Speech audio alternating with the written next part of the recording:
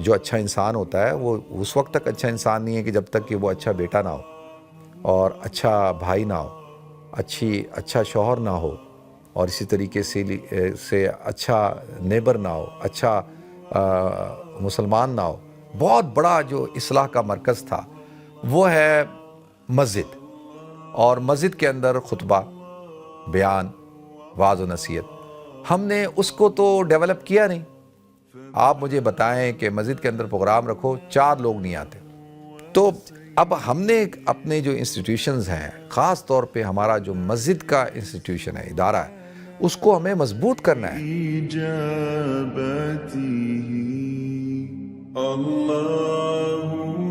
محترم ناظرین کرام، بزرگان دین اور میری عزیز ماؤں اور بہنوں بھائیوں، السلام علیکم ورحمۃ اللہ وبرکاتہ۔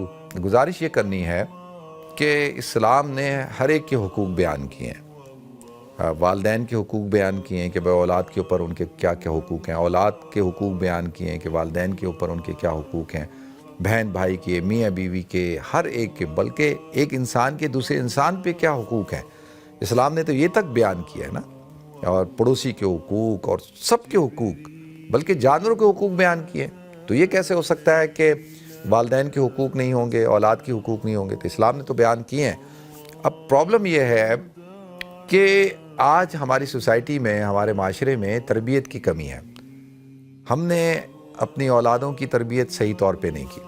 جب آپ اپنے لڑکے کی تربیت کریں گے کہ بھئی تمہیں ایک اچھا، سب سے پہلے تو تم نے ایک اچھا انسان بننا ہے۔ جو اچھا انسان ہوتا ہے وہ اس وقت تک اچھا انسان نہیں ہے کہ جب تک کہ وہ اچھا بیٹا نہ ہو اور اچھا بھائی نہ ہو، اچھا شوہر نہ ہو، اور اسی طریقے سے اچھا نیبر نہ ہو، اچھا مسلمان نہ ہو۔ تو اس کے اندر یہ ساری کوالٹیز پیدا کرنی ہے، ہم نے کرنی ہے، ہماری ذمہ داری ہے، اور خود بھی ہم نے اپنے اندر بھی کوالٹیز پیدا کرنی ہے۔ دیکھیں، اسی طرح سے ایک بچی ہے، اس کی تربیت کرنی ہے، اس کو بتانا ہے۔ تو جب آپ بتائیں گے کہ بھئی تمہارے والد کے یہ حقوق ہیں، تم نے اپنے والد کا اس طرح سے خیال رکھنا ہے اور اس طریقے سے ان کو لک آفٹر کرنا ہے، اور ان کی جو رسپانسبلٹیز ہیں، ان کی جو ڈیوٹیز ہیں، اس کو تم نے نبھانا ہے، تو اس کے بعد اگر وہ کمی کوتاہی کرتا ہے تو ٹھیک ہے، پھر معاشرے کے اندر اصلاح کے مراکز ہیں نا، اصلاح کے مراکز۔ اب دیکھیں، بہت بڑا جو اصلاح کا مرکز تھا وہ ہے مسجد، اور مسجد کے اندر خطبہ، بیان، وعظ و نصیحت۔ ہم نے اس کو تو ڈیولپ کیا نہیں۔ آپ مجھے بتائیں کہ مسجد کے اندر پروگرام رکھو، 4 لوگ نہیں آتے۔ میں نے تو رکھنا ہی چھوڑ دیا، کہ بھئی آتا ہے کوئی نہیں، آپ کسی کو بلائیں، ایک آدمی کو اتنی دور سے بلائیں، خود اپنا ٹائم نکالیں، اور نکالنے کے بعد پہنچے، 5 لوگ نہیں بیٹھے تھے۔ وہ بھی بیچارے وہ بوڑھے لوگ ہوتے ہیں جن کی زندگیاں گزر چکی ہوتی ہیں، اور جو بس اپنا ٹائم پاس کرنے کے لیے بیٹھے ہوتے ہیں۔ تو اب سوال یہ ہے کہ جو اصلاح کے جو مراکز تھے وعظ و نصیحت کے، وہ تو رہ ہی نہیں گئے نا۔ اب آج کل کیا ہے، سوشل میڈیا ہے۔ سوشل میڈیا پہ رنگ رنگ کی بولیاں بولی جا رہی ہیں، رنگ رنگ کے لوگ بیٹھے ہیں، کوئی کوالیفیکیشن نہیں ہے، بس وہ بیٹھ گئے ہیں، پوڈ کاسٹ کر رہے ہیں، ایک مائک آگے رکھ لیا، چل بھائی تقریر شروع کر دی ہے، اور کوئی تجربہ نہیں ہے، کوئی ایکسپیرینس نہیں ہے، تو اس کی وجہ سے بہت کنفیوژن پھیلنا شروع ہو گئی ہے۔ تو اب ہم نے اپنے جو انسٹیٹیوشنز ہیں، خاص طور پہ ہمارا جو مسجد کا انسٹیٹیوشن ہے، ادارہ ہے، اس کو ہمیں مضبوط کرنا ہے۔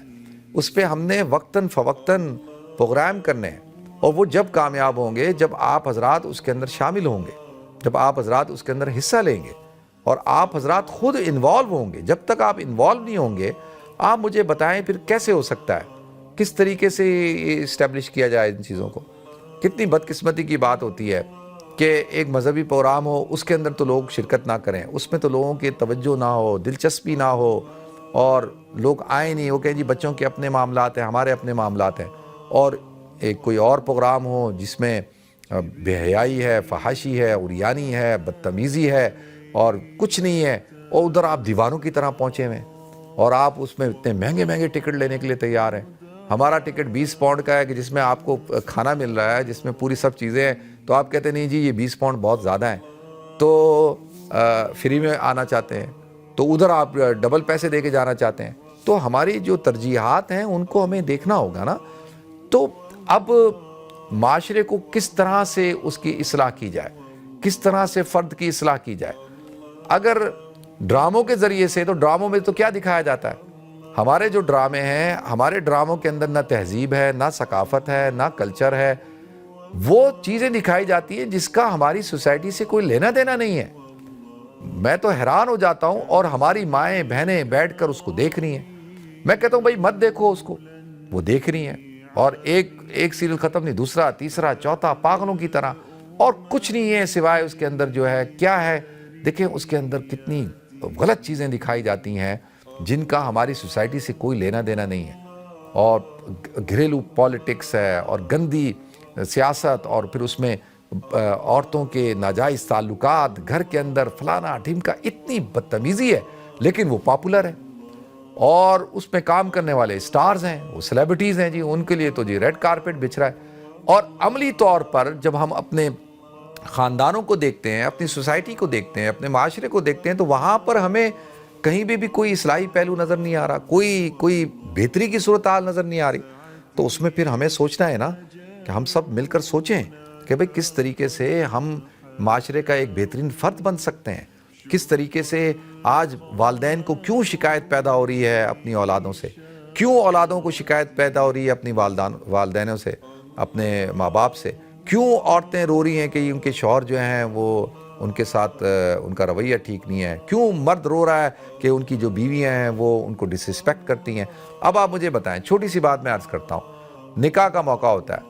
نکاح کے موقع پر وہ مولوی میں سمجھتا ہوں سب سے زیادہ کامیاب ہے. پہلے میں کہتا تھا یار یہ لوگ کیا کرتے ہیں، اتنا اچھا موقع ہوتا ہے، ایک گیدرنگ ہوتی ہے، اس گیدرنگ میں 5-10 منٹ کوئی نصیحت کی بات کریں، کوئی واز کر دیں، کوئی نصیحت کریں تاکہ لوگ کچھ ٹیک اوے لے کے جائیں، لوگوں کی زندگی بدلے. تو اس وقت میں یہ کوڑا کرتا تھا، لیکن اب میں خود جب اس سچویشن میں آیا تو مجھے اندازہ ہو گیا کہ لوگ تو سننا ہی نہیں چاہتے.